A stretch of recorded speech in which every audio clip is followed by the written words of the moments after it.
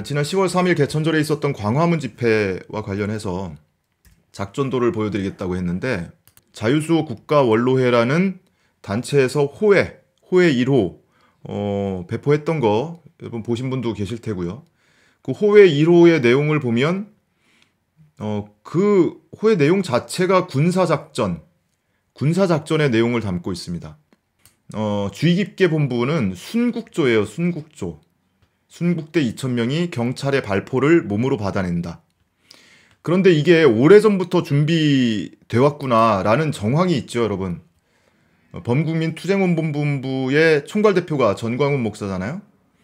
근데 전광훈 목사가 이미 지난해 연말부터 순국조를 모집을 했습니다.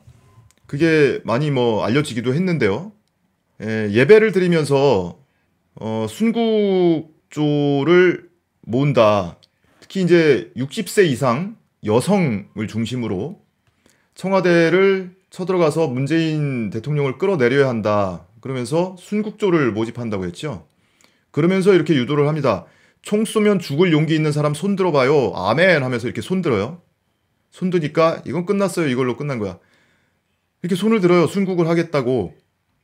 자유수호 국가원로회라는 단체가 발표한 이 호회 작전계획의 내용을 토대로 해서 제가 그림을 그려봤어요. 작전도를 제 나름 이렇게 그냥 그려봤습니다. 간략하게 파워포인트로 그냥 그려봤는데 자유우파 통합군 100만의 자유우파 통합군이 진격을 하겠다고 했잖아요. 청와대를 함락하겠다. 그 작전도를 그려봤습니다. 이 그림으로 보면 조금 더 이해가 쉬울 테니까요. 결사대가 맨 앞에 선다고 그랬어요. 결사대 3,000명의 결사대가 맨 앞에 선다. 그 호의 작전 계획에는 어떻게 되어 있냐면 해병전우회, 북파공작원, 공수특전사 출신 요원으로 구성된 3,000명의 결사대는 통합군의 선봉군으로 청와대를 사수하는 경찰 바리케이트 무력화를 임무로 한다. 그래서 여기에 해병전우회, 북파공작원, 공수특전사 출신들로 결사대를 꾸린다고 했는데 여기 이제 탈북민들이 상당수가 있었던 거고 그렇게 경찰하고 물리적 충돌을 빚게 한 겁니다. 강목 쥐어주고 강목 휘두르게 만들고 그리고 경찰의 바리케이트를 막 넘어가죠. 그냥 다이빙 하듯이 이런 식으로 이제 탈북민들이 주축이 된 이 결사대죠. 이분들이 이렇게 경찰이 한 2m 높이의 바리케이트를 쳤는데 거길 이렇게 막 이렇게 넘어가고 있는 겁니다. 여기서 경찰 방패를 뺏으려고도 하고 과격하게 충돌이 빚어진 거예요. 이렇게 이제 넘어갑니다. 이렇게 탈북민들 앞세워서 실제 결사대가 선봉군으로 쓴 거예요. 여기 이제 3,000명이라고 했습니다. 이들의 작전 계획상 청와대 진격을 목표로. 그리고 뒤이어서 군악대가 따라가는데 이 작전 계획엔 뭐라고 돼 있냐면 타악기 군악대는 결사대와 순국대의 중간 위치에서 100개의 큰 북을 두드리며 격전가로 부대 사기를 진작시킨다. 결사대와 순국대 중간 위치에서 격전가로 부대 사기를 진작시킨다. 이렇게 되어 있는 거예요.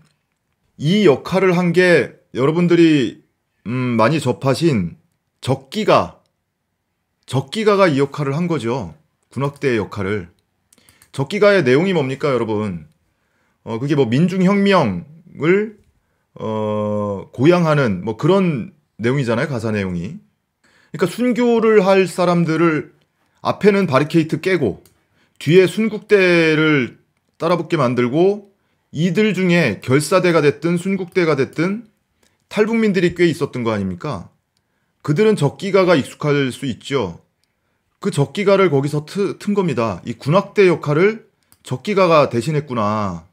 그리고 이어서 이제 체포조가 나오는데 설명에 뭐라고 되어 있느냐면 결사대와 순국대의 입성 확인 후 그러니까 결사대가 바리케이트 깨고 순국대가 총알바지를 한 뒤에 청와대를 접수를 하면 체포조는 전직 경호관 출신을 주축으로 한 100명의 특수임무 수행을 위한 문재인 체포조라고 표현을 해놨습니다. 이 체포조는 청와대 영빈관을 접수한다. 그래서 이 체포조가 문재인 대통령을 체포하겠다. 이런 계획인 겁니다. 그 내용을 지금 여기 그림 한 장으로 제가 표현을 해놓은 거예요. 근데 전 여기서 굉장히 이거 정말 끔찍하다 싶었던 게 여기 나오는 이 순국대입니다. 순국대. 그런데 이 순국대가 왜 끔찍하게 느껴지냐면 현장에서 굉장히 물리적 충돌이 빚어졌잖아요. 이 집회를 기획한 사람들은 여기서 인명사고가 나기를 내심 원한 거 아닌가. 그러니까 순교, 순국까지는 아니더라도 거기서 인명사고가 있기를 바란 것 아닌가? 그런 상상을 하게 만들더라고요. 너무나 끔찍한 거예요. 그래서 이 순국대의 역할이 과연 뭐였을까? 그러니까 여기 집회에 참석하신 분들이 그냥 거기 청와대 앞까지 진출한 사람들이 한 10,000명 정도가 진출을 했다고 그러니까. 근데 작전 계획상으로는 3,000, 2,000, 100 해서 5,200명이잖아요. 그리고 뒤에 이제 따라붙습니다. 뒤에 따라붙는데 이 시나리오대로 실행이 됐구나. 군악대의 역할은 적기가가 대신한 것이고 결사대는 해병전후의 북파공작원 공수특전사 출신으로 구성을 한다고 했는데 사실상 과격하게 바리케이트 무력화에 선봉에 섰던 사람들은 탈북민들이 상당수였고 그리고 뒤이어지는 이 순국대 탈북민들 중에 그 중에도 집회에 참석을 했던 그런 탈북민 중 일부는 어쨌든 탈북민 모녀 사망 사건 때문에 굉장히 격앙돼 있는 그런 상태일 거란 말이에요. 그리고 이 신앙심으로 세뇌가 된 이 순교자들, 순국자들 이런 사람들을 내세워서 60대 이상의 노인 여성을 위주로 보낸다고 했거든요. 힘없는 비무장 노인, 할머니를 경찰이 폭력으로 어떻게 했다. 이런 모양을 만들고 싶었던 것 아닌가. 이런 공작이 있을 수 있겠다. 그래서 이 호해를 글로만 쭉 읽어보면 굉장히 막 복잡해요. 그래서 처음부터 끝까지 이런 게 있나 보다 보신 분들도 끝까지 읽어보신 분 많지 않을 것 같은데 제가 꼼꼼히 몇 번을 읽어보면서 그거를 이렇게 작전 도를 한번 간략하게 축약을 해서 그려본 겁니다. 자, 그리고 작전도가 이제 여기서 끝나는 게 아니에요. 마저 보여드릴게요. 여기가 이제 광화문 광장입니다. 여기가 경복궁, 숭례문 있고요. 광화문 있고 그리고 네이버 지도에는 표기가 안 돼요. 여기를 블러 처리를 해놨어요. 여기가 청와대입니다. 요 빨간 깃발이 있는 부분이. 이들에게는 이 공격 대상인 거죠. 여기가 청와대인데 네이버 지도에는 이렇게 블러 처리를 해놨어요. 산으로 보이게. 근데 구글 지도에는 여기까지 나옵니다. 여기가 경복궁 거기고 여기가 광화문 광장이고 요게 청와대죠. 요게 청와대. 청와대 본관 그리고 이쪽으로는 사저 이런 것들이 있어요. 비서동 이런 것들이 있는 거죠. 여기서 이렇게 차 출입로가 이렇게 돼 있는 거죠. 정문 출입구가.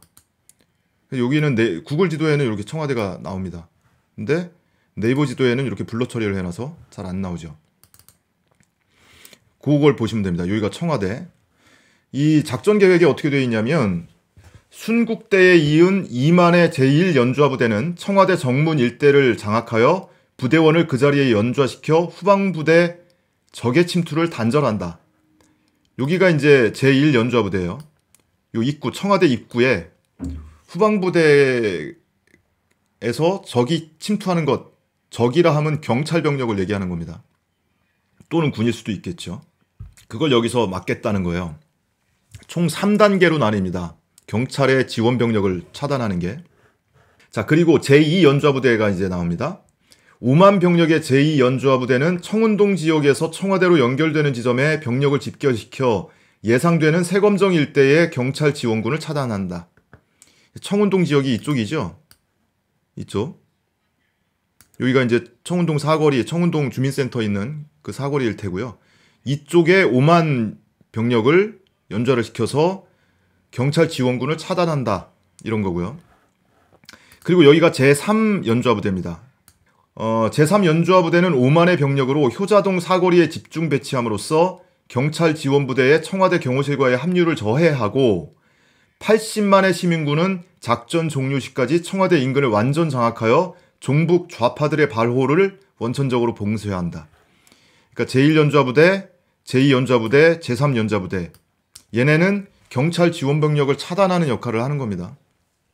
그리고 80만의 이 병력, 청와대 일대를 포위하고 종북 좌파들의 바로, 그러니까 여기에 이제 시민들이 몰려올 수 있는 거 아니에요? 얘네가 이제 쿠데타를 하면 경찰 병력뿐만이 아니고 그거를 차단하겠다는 겁니다. 80만 시민군이, 지들이 시민군이라고 아무튼 표현을 했는데 그렇게 하겠다는 겁니다. 이렇게 하고 나서 문재인 대통령을 끌어내리고 하야하고 하야시키고 국가비상 최고회의, 어디서 많이 들어본 단어죠 여러분? 4050 때 나왔던 단어죠. 국가비상 최고회의를 구성을 한다. 그리고 박근혜 전 대통령을 즉각 석방하고 계엄령을 선포해서 계엄령에 따라 국방안전을 최우선 과제로 해서 국정을 수행한다.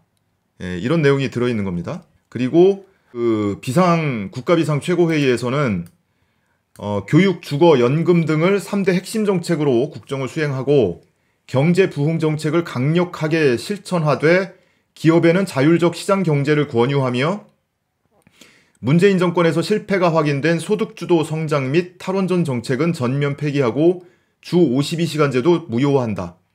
그리고 검찰은 뭐 나름 높이 평가해요. 지금 검찰이 저렇게 하고 있으니까 여러분들 다 아시는 것처럼 검찰은 그동안 논란이 되어왔던 검찰개혁에 대하여 스스로 자정의 노력을 기울인 결과 흡족할 만한 성과를 거두었다고 평가한다. 과업이 완수가 되면 국가비상 최고회의는 권력을 이양한다. 새로 선출된 정부의 권력을 이양한다. 이거 그냥 뭐 우리가 뭐 폄하하거나 뭐 이거를 확대해서 음해하려고 하는 수준이 아니고요.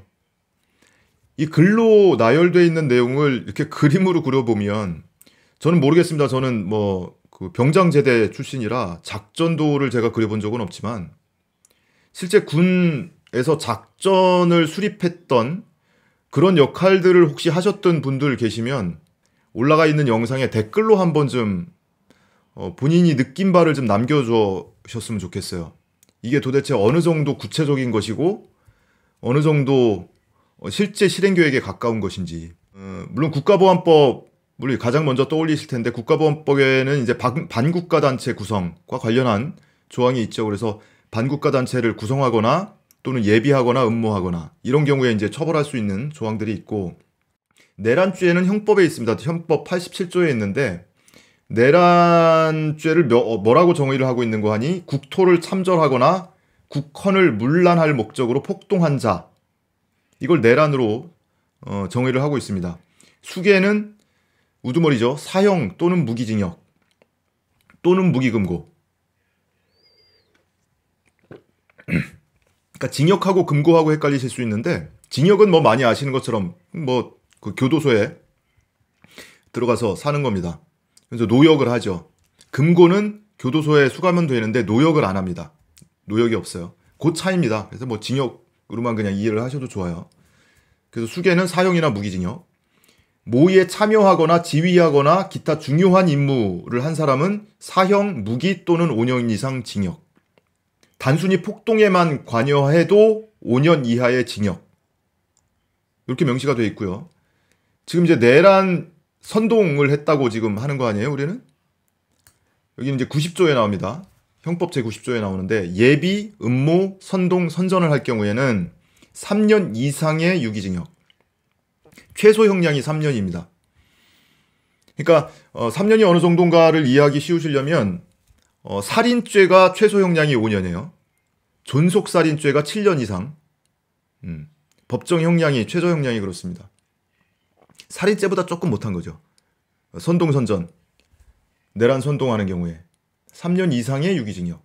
그래서 이 사람들이 얘기하고 있는 뭐 민주당이 고발을 했지만 내란 선동이 결코 허언은 아니었다 싶은 생각이 제가 드는 겁니다.